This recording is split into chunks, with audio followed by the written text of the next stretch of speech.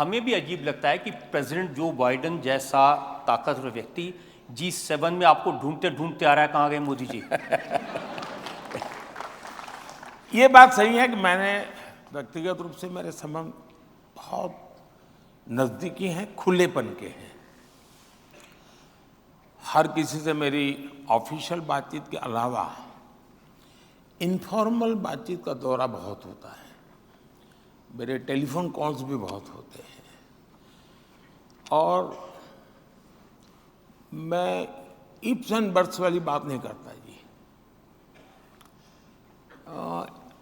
बादल होंगे तो बारिश होगा वगैरह ऐसी बातें मैं नहीं करता जी।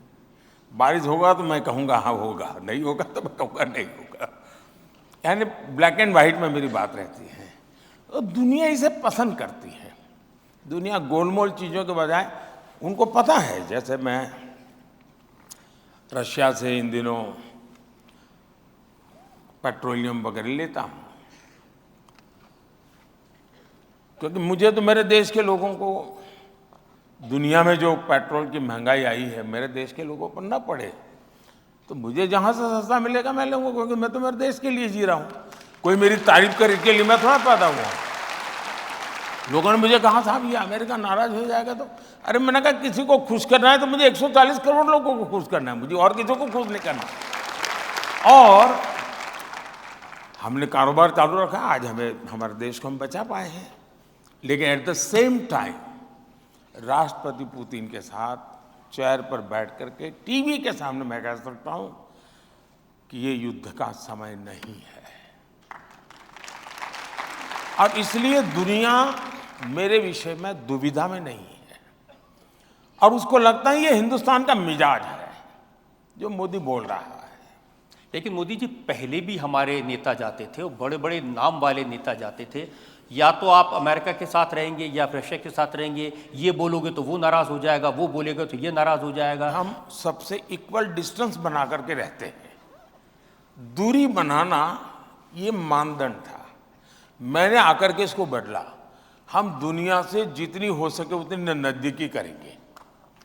डिस्टेंस वाला शब्द ही मैंने निकाल दिया। इससे क्या हुआ कि किसी को लगता है अच्छा वो मिस्टर ए आगे गया, तो बी को लगता है यार मैं रह गया तो वो भी आगे आता है। फिर इधर से सी को लगा कि मोदी के पास वो तो पहुंच गया, यार मैं रह गया, तो इधर वाला डी आता है। तो सब लोगों की अब लगता है कि हिंदुस्तान के पास जाना चाहिए और ग्लोबली कंपटीशन है हिंदुस्तान के निकट आने की। हमने विदेश विभाग ने पहले काम ऐसा किया कि दूरी बनाए रखो, क्यों तो भाई हमारी चलेगी। आज मेरी स्थिति ये है, अब देखिए एक घटना मैं बताता हूं। मैं इजराइल जा रहा था तो सभी ये जो बुद्धिमान लोग होते हैं ना, जो इस दुनिया में बड़े हुए हैं, मुझे एडवाइस करते थे कि साहब इजराइल जाते हैं तो पैलेस्टाइन जाना ही चाहिए।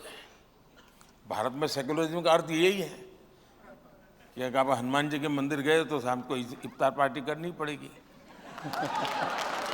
ये ऐसी साइकी बनी हुई है जी। तो मैंने सोचा भाई मैं स्टैंड अलोन यात्रा करूंगा, इजराइल से अकेला जाऊंगा, इजराइल से वापस आऊंगा, मैं पैलेस्टाइन नहीं जाऊंगा। लेकिन मैंने ये कहा कि मैं पैलेस्टाइन भी जाऊंगा तो सीधा पैलेस्टाइन जाऊंगा और वापस आऊंगा। मैं ये क्लब करके हमारे देश के सेकुलरिज्म की जो विकृतियां हैं मैं उसका शिकार नहीं होने वाला। और देश की आज़ादी के बाद मैं पहला प्रधानमंत्री था जो इजराइल गया, शान से कार्यक्रम किए, तब वापिस आया। 2-3 महीने के बाद मेरा पैलेस्टाइन का कार्यक्रम बना तो मैं सीधा पैलेस्टाइन गया। तो उस वहाँ पर जाते समय लॉजिस्टिक प्रॉब्लम था, मुझे हेलीकॉप्टर की ज़रूरत थी। मैं जॉर्डन से जाने वाला था, तो जॉर्डन के किंग जो मोहम्मद साहब के सीधे वारिस है, जॉर्डन के किंग मोहम्मद पैगंबर साहब के डायरेक्ट वारिस है।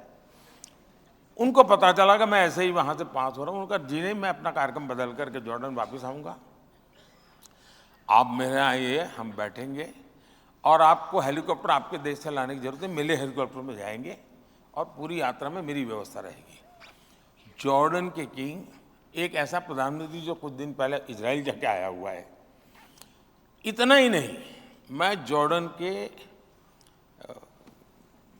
किंग का हेलीकॉप्टर में जब जा रहा था पैलेस्टाइन, तो इजराइल के 6 विमान उनके एयरफोर्स के, वो उसको एस्कॉर्ट कर रहे थे। और मुझे यानी जॉर्डन सम्मान दे रहा है, मुझे इजराइल सम्मान दे, और मैं जा रहा था पैलेस्टाइन, वो इजराइल को मालूम था, फिर भी वो मेरा सम्मान कर रहे थे। जब मैं मेरा कहता हूं, मैंने मोदी की बात नहीं कहता हूं, मेरे देश की बात कर रहा हूं।